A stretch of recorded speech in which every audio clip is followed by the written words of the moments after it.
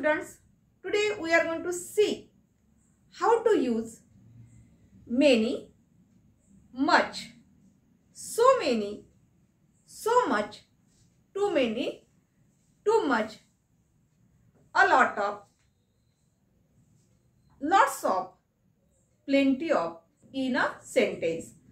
तर वाक्यामध्ये या शब्दाचा वापर कशा पद्धतीने घ्यायचा आहे, नेमकं कोणता शब्द कोणत्या ठिकाणी घेता येईल, मग यासाठी तुम्हाला काही माहिती बघून घ्यावं लागेल. तर नेमकं almost time you have heard many and much words, no doubt, तो प्रश्नच नाही. मेनी आणि मच हा शब्द तुम्ही बरेच वेळा ऐकला असेल, पण हा नेमका कुठे वापरायचा, कशा पद्धतीने यूज करायचं याविषयी तुम्हाला काही विशेष माहिती आपल्या व्हिडिओमधून माहिती मिळणार आहे. आता मेनी हा जो शब्द प्रयोग करायचा असेल किंवा मेनीचा वापर करायचा असेल तर नेमकं कधी केला जात असतो, तर बघा मेनी हा जो शब्द हा कशासाठी वापरतात, countable.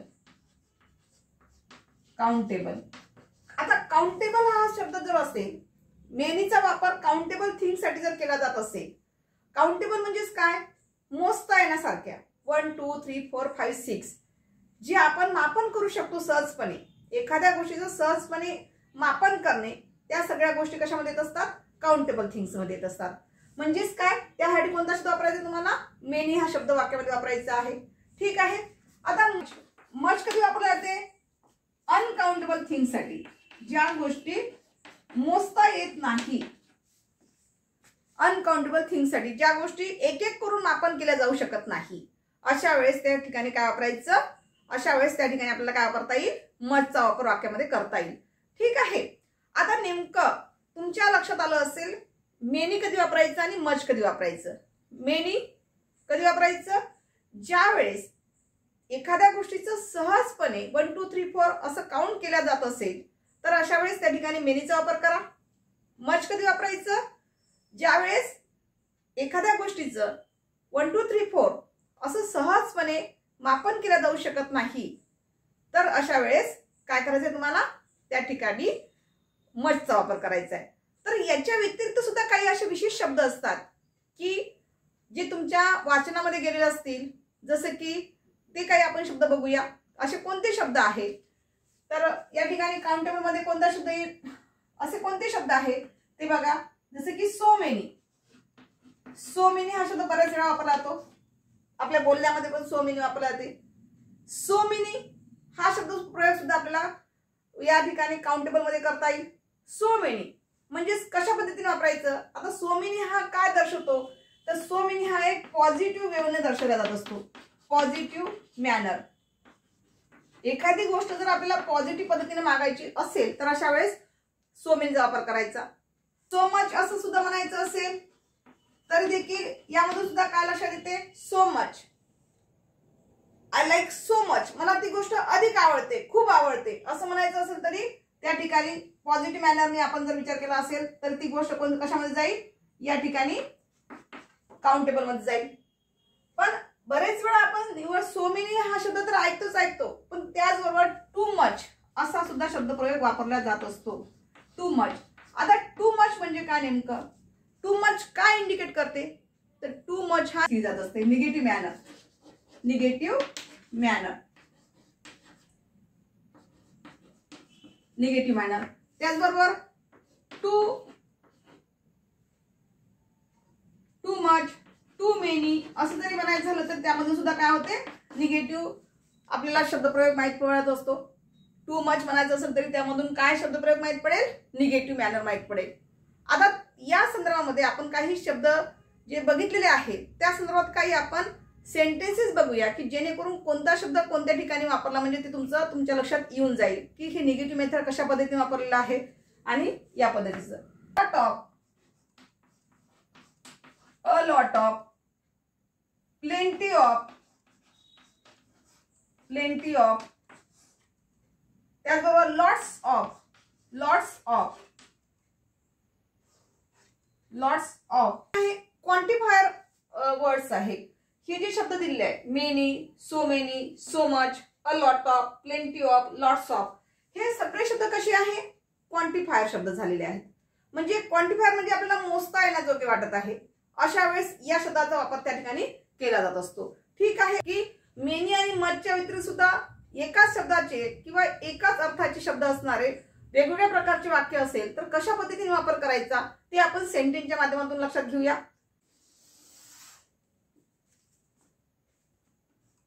For example, I have friends.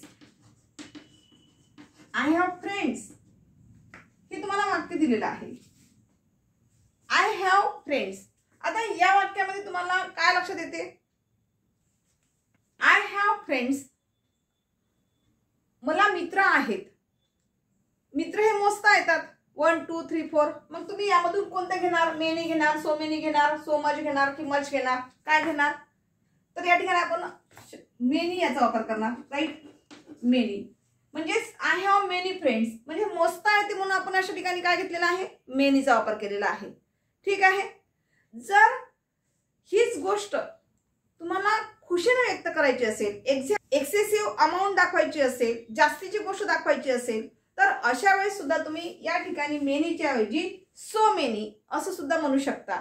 म्हणजे खुशी खुशीने, जसे की I have many friends. Many friends म्हणजे मला भरपूर मित्र आहेत. पण तेच खुशीने जर म्हटलं तर I have so many friends. I have so many friends, मला खूप सारे मित्र आहेत. अशा प्रकारचं म्हणजे ती गोष्ट काय झालेली आहे? त्या ठिकाणी आनंददायी झालेली आहे, जास्तीची झालेली आहे. अशा वेळेस मेनी किंवा सो मेनीचा तुम्ही त्या वाक्यामध्ये वापर करू शकता. त्याचबरोबर अ लॉट ऑफ फ्रेंड्स म्हणू शकता, लॉट्स ऑफ म्हणू शकता.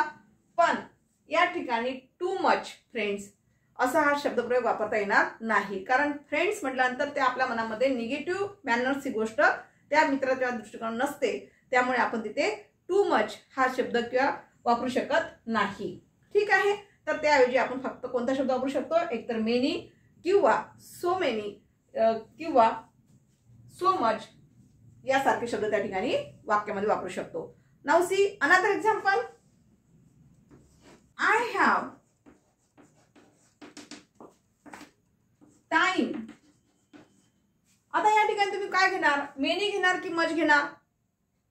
मेनी हा जो शब्द आहे हा मेनी कसा वापरायचा आहे? ज्यावेळेस काउंटेबल मोजमाप करण्यासारख्या गोष्टी असेल. माझ्याकडे वेळ आहे 1 2 3 अशा वेळेस आपण मेनी वापरू शकतो का?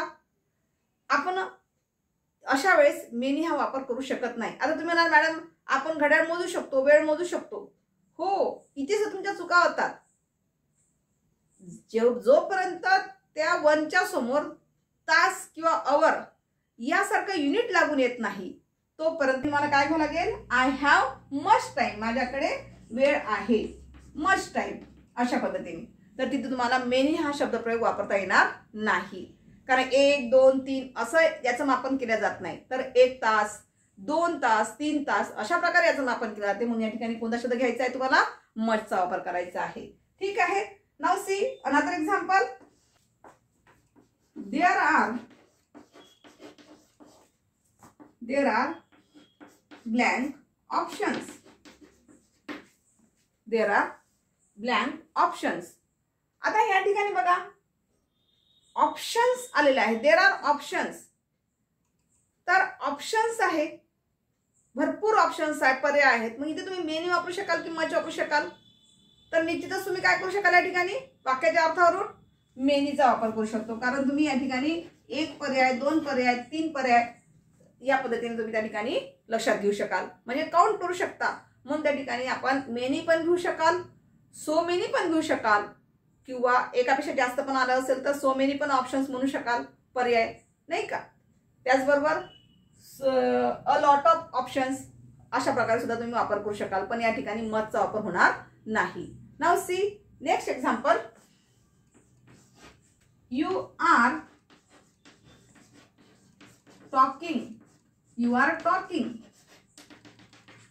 You are talking. आता या ठिकाणी बघा वाक्य कसं दिलेलं आहे? You are talking. आता तुम्ही इथे मेनी वापरू शकाल का की मच वापरू शकाल? तर या ठिकाणी आता तुमचं वाक्याचा बोलण्याचा शैली बघा कशी आहे. तर तू फार बोलत आहेस, फार बोलत आहेस. एखाद्याला कंटाळा आला असेल निगेटिव्ह थिंकिंग मध्ये वाटतंय वाक्य, नाही का? निगेटिव्ह मॅनर मध्ये वाटत आहे. तू फार बोलत आहे, यू आर टॉकेटिव्ह, फार बोलकी आहेस, किंवा यू आर टॉकिंग, खूप बोलणारी आहे. खूप बोलणारी मोजता आलं का आपल्याला? नाही. दुसऱ्या अर्थाने त्या ठिकाणी you are talking too much हा शब्दप्रयोग त्या ठिकाणी लागेल. You are talking too much, कारण टू मच जो आहे, टू मच जो आहे तो खूप, तर हे निगेटिव्ह मॅनर दर्शवला गेलेला आहे, म्हणजे समोरच्याला कंटाळा येऊन गेलेला आहे, नाही का? तर यासाठी तुम्हाला इथे मेनीचा वापर न करता तुम्हाला कशाचा वापर करावा लागेल? टू मच याचा वापर करावा लागेल. Too much, you are talking too much, अशा पद्धतीने. म्हणजे एखादी गोष्ट वाक्यामध्ये जर निगेटिव्ह स्वरूपात जर दिसत असेल तर अशा वेळेस टू मचचा वापर करायचा. अनकाउंटेबल थिंग आलं असेल, निगेटिव्ह मॅनर सिस्टीम आली असेल तर मच किंवा टू मेनीचा वापर त्या ठिकाणी करायचा. ठीक आहे. दुसरी गोष्ट लक्षात ठेवा की हा जो टू मच आलेला आहे हा काय म्हणून वापरलेला आहे? ॲज ॲन ॲडव्हर्ब म्हणून वापरलेला वाक्यामध्ये या ठिकाणी. ठीक आहे.